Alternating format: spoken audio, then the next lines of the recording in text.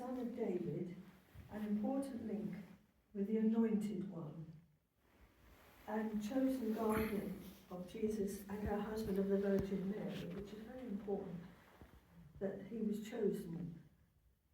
As he is given the vocation by God to look after Mary's child, his head is inclined to Mary as she is the mother of God, the Theotokos, in Greek meaning the God-bearer. In some icons, Joseph is taller, but he shouldn't be. Theologically, Mary is higher than he is. The halos of Mary and Joseph are overlapping, as together they bring up the Christ, the Anointed One, following the Mosaic law and the Jewish customs. So it was a Jewish family.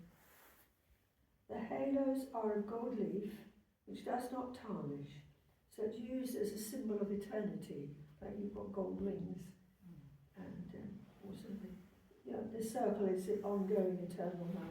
It's the eternal now. God has no time. God lives in the eternal now, as God has no beginning or end. Mary wears a dark red cloak to symbolize her humanity. She's Mary of Nazareth, and her part in birthing the Anointed One, and blue for the role as Mary, Mother of God. That's celestial, eternal. And Mary has 3 stars, one on her head and one on each shoulder, but the other shoulder's hidden because Jesus isn't standing in front. For she is virgin before, during and after the birth of Christ.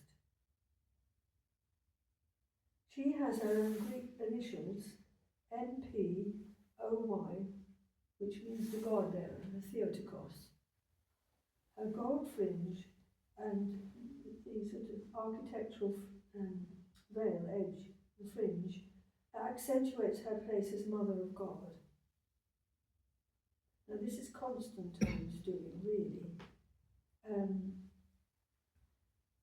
Because the Emperor Constantine, his wife was the Empress, she wore a royal robe. So if Mary is the Mother of God, the Queen of Heaven, give her the same. Now Jesus, the Anointed One, has a red-orange cloak for his humanity and gold lines on his the garment, the outer garment, to signify his divinity, and white or blue to express his divinity. His halo is special, as it has a cruciform shape with the letters in Greek. I've the wrong thing down there. It's I am who am. Others, the Greek specialist, I'm not. But it's got like a W, an O, and an N, and they're the initials for I am who am, which is what God said to Moses. So you've got that link with Old Testament and New Testament. And then Jesus' own initials are IC, XC, which is Jesus Christ, Son of God. Now, no initials, no name is not an icon.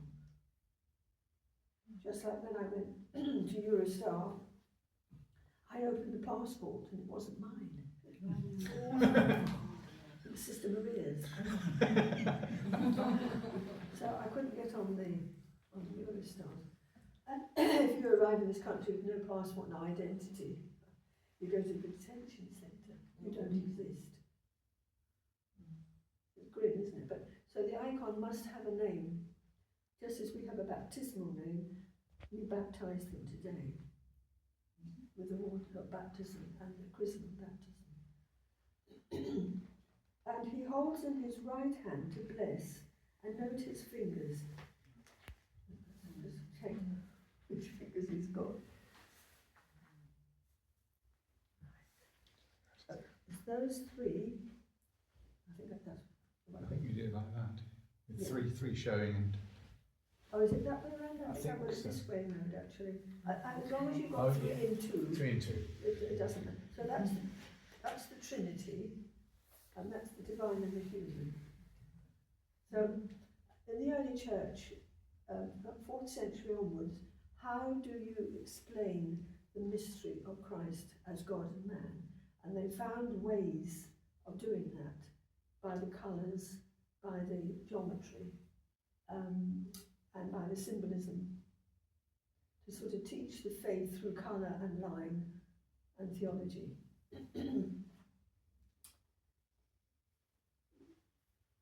Now, in his left hand, he's got a scroll, and I forgot to put a couple of lines on it, would have made more sense, because it's got authority to teach. And you'll find if they've either written it, like the rule of St Bernadette would either be a scroll with writing on it, or you could have it rolled up in your hand. And the icon is blessed and opens a window in heaven, and what you see, as I said, is what you get. So if you sit with an icon, it's like sitting with the gospel, and you sit with faith, and the icon draws you in, not the other way around. And so you then participate in where they are. Amazing mystery, really, isn't it? But you're participating in the eternal now, just as you do when you're at Mass. It's the eternal now that you're celebrating. It's a great privilege, really.